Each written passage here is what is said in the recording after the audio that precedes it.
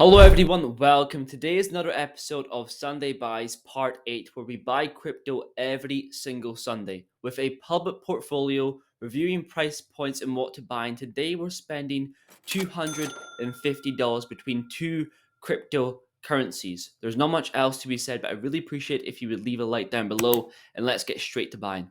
Okay, so the portfolio is now worth $1,735. We are getting somewhere. All-time profit $200.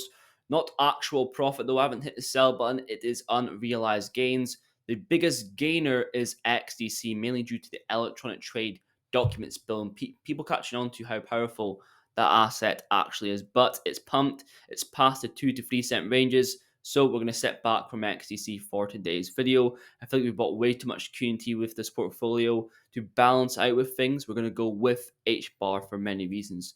First, let's talk about price. 5 cents per HBAR, 4, 5, 7, 6 cents is still buys to me. 7-day chart doesn't look too good. Monthly chart doesn't look too good in terms of buys, but the yearly chart does and the all-time chart does. That's what I'm focused on. The long scheme of things, it is a great buy, mainly due to this news here that I've seen recently. Quite similar with Quant being confirmed working with the Bank of International Settlements, the price does not pump. These things do not pump the price yet. So here we have Shinhan Bank, SCB Tech X conducts stablecoin trial on Hedera DLT network. This is what I talk about when Hedera is a leading DLT, not just for the examples that I have here with fraud mitigation, data compliance, permission blockchain identity, tokenized assets, but payments, and in this form, cross-border payments. Shinhan Bank are a big player in this game. For example, in 2022, their total assets accounted to 492 trillion South Korean won, which equates to around 430 billion US. They're the second largest bank in South Korea by total assets.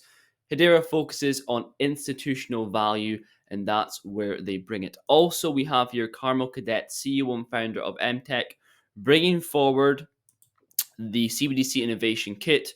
Remember, another Hedera use case. They tested with Ethereum, they tested with Stellar, but they settled on Hedera. Look forward to see some fintechs and FSPs use this sandbox. Remember, CBDCs is a huge use case going forward, and CBDCs are coming. Hedera is involved, and most of the cryptos that we speak about on the channel are involved, whether you like it or not. So with that being said, I'm going to allocate 250. Out of that 250, I'm going to allocate 150 USDT to HBAR. There we go. Buy. And now the portfolio is worth $1,882. We are making some serious headway. You know, episode 8, we're nearly at 2K. I could really see us by April 2024 going to 5, 6, possibly even 7K. Some serious progress we are seeing with this portfolio. Next buy, rest of the $100 are going to go to NXRA. Something that I failed to mention in the recent video explaining Alliance Block's purpose, the bonk DAO hack, NXRA's utility, my personal price predictions, is what the Alliance Block team from their perspective really is. Because realistically, they've lost a lot of people's trust. A lot of people do not trust this project anymore, and they have a bad rep from people that don't know the project, just heard about the tweet of the hack and just from a friend of a friend. So from their perspective, they're going to try and win everyone's trust back, and in my opinion, exceed expectations and make a better product as a result of that. It's a big risk, but that's what I believe from their perspective. So I believe it's doing better than what ALBT did in terms of the returns of this project. Now, I was going to wait for lower prices.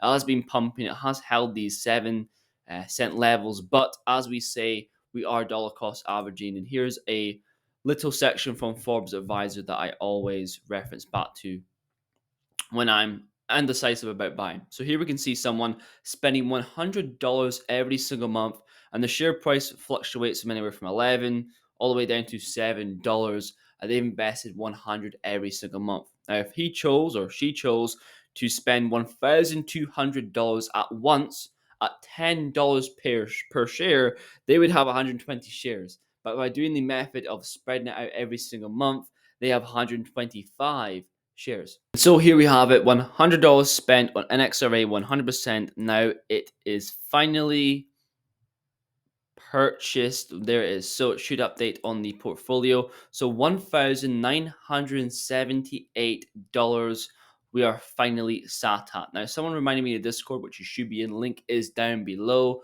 In terms of the profit taking process, now in my usual portfolio, I usually keep 50, 60, 70% for the long term, and I sell and take profit on the remainder of that.